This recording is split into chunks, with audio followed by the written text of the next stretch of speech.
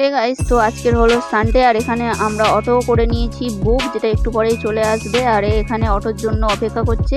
আর কিছুক্ষণ পরে আমাদের অটোও চলে এলো গাইস, দেখতে পাচ্ছ। আর এখানকার অটোগুলো জানি না, এখানে কোড না দিলে চলে নাকি, টাইপ সিস্টেম বাবারে।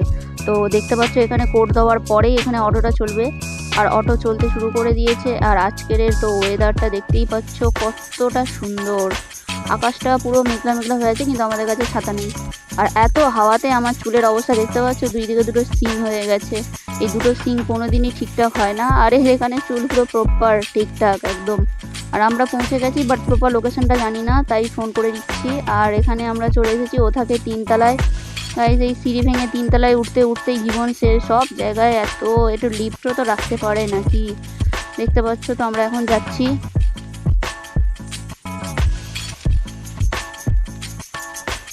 তো গাইস, অবশেষে আমাদের মঞ্জিলে আমরা চলে এসেছি। দেখতে পাচ্ছ এটা হলো সেই রুমটা। সিস্টারটা আর কি পিজিতে থাকে, এখানে দুজনের সাথে রুম শেয়ার করে থাকে। আর আমরা এর কাছে এসেছি বিকজ কিছু ঘর থেকে খাবার এসেছে। দেখতে পাচ্ছ আচার ঘরের, উফ ইয়াম্মি, মিষ্টি মিষ্টি টক টক ঝাল ঝাল ঘরের আচার। এটা আমরা খেতে শুরু করে দিয়েছি। আর আচারটা খেতে সত্যি খুব দারুণ ছিল।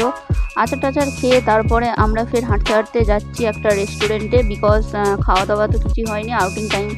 তাই আমরা এই রেস্টুরেন্টটাই চলে এসেছি। দেখতে পাচ্ছ রেস্টুরেন্টটার নাম বিহারি মেস সামথিং গ্র্যান্ডস করকে। তো এখানে মেনিউতে আমরা দেখছি, বাট যাই দেখি না কেন, এখানে ছিল কলকাতার বিরিয়ানি।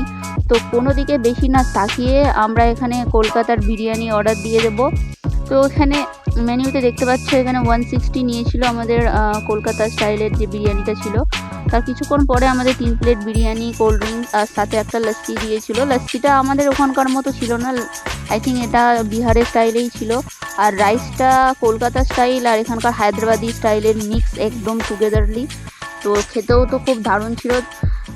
টেস্টটা মিডিয়াম ঝাল ছিল না অতটাও। আর এখানে আমাদের বিল হয়েছিল 605 টাকা। তো চলো আমি এখন এখানে বিল পে করি। দেখা হচ্ছে নেক্সট ভিডিওয়। বাই।